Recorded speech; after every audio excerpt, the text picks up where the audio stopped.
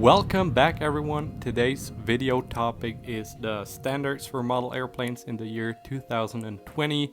Now I want to cover all the things I think should be standard on 2020 diecast model airplanes in 1 to 400 scale. Now this is a message to all the model airplane brands out there. So if you're not up to standards, you should change it right now. And yeah, it is not a Gemini jets versus NG models, and I'm not saying Gemini jets is just bad. This was just a fitting thumbnail for this video. So to compare the first category, the Mould, I chose two companies, Gemini jets and NG models. I think one does it very well with the molds, the other one not quite as well. Now every mold should be as accurate as possible. That's given. I don't have to talk about that. But another thing is with Gemini jets, they started all the way back in 1999 producing models, and they used cradle molds at the beginning because technology was just not that good back then. So that means the two wings are not two separate wings, but they're just one piece put onto the fuselage. Now that creates a very ugly seam, as you can see on the picture, and some molds should really be updated, like the 787. That's one of the leading wide body airliners at the moment, and it just looks wrong on a 1 to 400 scale model if it looks so outdated with the seams. Also the 777, the 750, 767. There are a few Gemini jets molds that should definitely be updated to remove the ugly seam and create two separate wings. Now NG models on the other hand, fairly new company, but they started out doing two separate wings from the beginning. That looks very nice. Also other companies like JC Wings are starting to create new molds with that feature. Phoenix also doesn't have seams. Air Classics can still improve, but yeah, that's just the first point I want to address. Then of course aerials. Now aerials are the antennas that are added onto the airplane, and I think model airplanes in 2020 should definitely have aerials, not just one or two, but all the aerials that are visible on the aircraft, that are actually big enough to represent in 1 to 400 scale.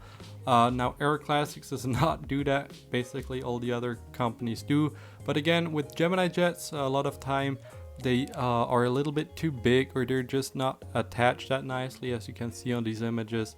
And again, NG models or some other companies like for example Panda models or Aviation 400 do a way better job with doing the antennas a little bit smaller and fitting them nicelier to the fuselage.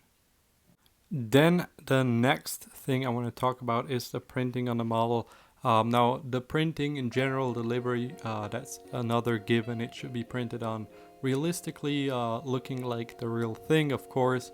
But what I'm talking about is all the fine detail, like the pitot tubes, the cargo holes, everything like that. As much detail should be printed onto the aircraft that if you look at it from a little bit further away, you do not see everything, but the closer you move in, the more detail you should see on the model.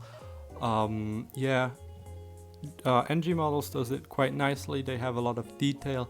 Now they could print it a little bit thinner on the aircraft. Gemini jets, it really depends on the model. The United 767 I got does not have that much detail painted on it, but for example other models that I recently got from Gemini jets, like the Lufthansa 747-8, have a lot more detail painted on. So I'm not really sure how they do it, because it's really inconsistent.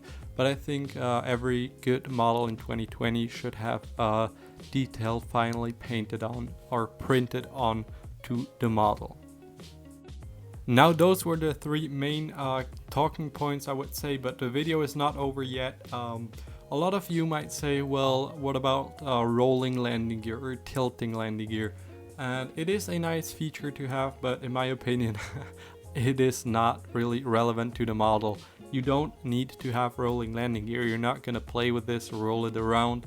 So there is no need for rolling landing gear or spinning fan blades in the engines. Those are cool features, I think, but they should not be standard. They're not that important.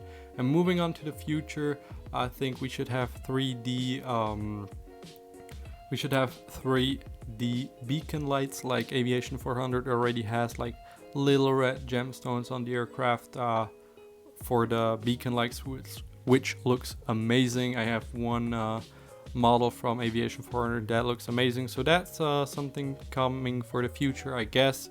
Other than that, that was it with this video. Tomorrow I have a very special video coming, so do not miss out on that one. It is the present I got from JC Wings. I got a model for free, so for the unboxing of that model, tune in tomorrow. I'm very excited for that video as well. That was it. Leave a like, subscribe. Thank you very much for watching. See you tomorrow. Goodbye.